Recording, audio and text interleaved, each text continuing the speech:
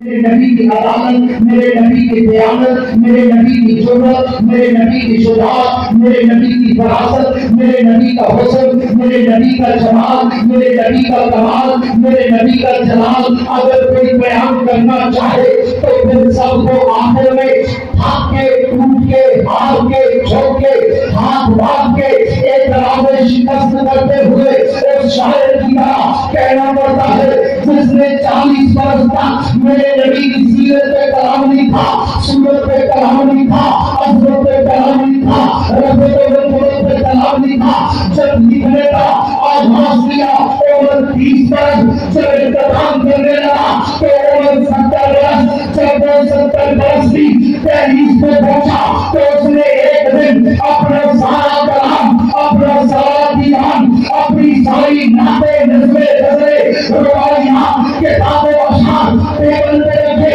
اور اللہ کے پیغمبر کو مخاطب ہو کر تصورات کی دنیا میں کہنے لگا حضور میں نے پوری زندگی لگائی آپ کی سیرت پہ لکھا، آپ کی سورت پہ لکھا، آپ کی عظمت پہ لکھا، آپ کی عظمت پہ لکھا، آپ کی منقبت پہ لکھا، لیکن حضور اب میری عمر انتہا سے پہنچ چکی، میری سوال کو بصارت جواب دے چکی، میری ذہانت و مطالعہ کو فتانت جواب دے چکی، میری قوتیں کوئی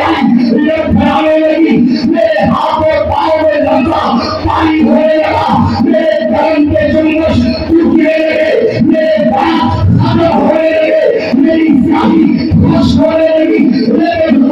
میں مرنے سے پہلے ایک بار پہ شکست کرنا چاہتا ہوں کہ میں پوری زندگی لگا کر بھی آپ کی سیرت کا، آپ کی سورت کا، آپ کی عزت کا، آپ کی عظمت کا، آپ کی نبوت کا، ختم نبوت کا، آپ کی رسالت کا حق ادا نہیں کر سکا۔ اس نے آخری شعر لے کر اپنے کلام میں روح ڈالتے ہوئے کہا آقا کیونکہ ہے میرے رضا مطلب باقی ہے، قلم ہے اپنا پا مطلب باقی ہے، میرا تمام ہوا مطلب باقی ہے،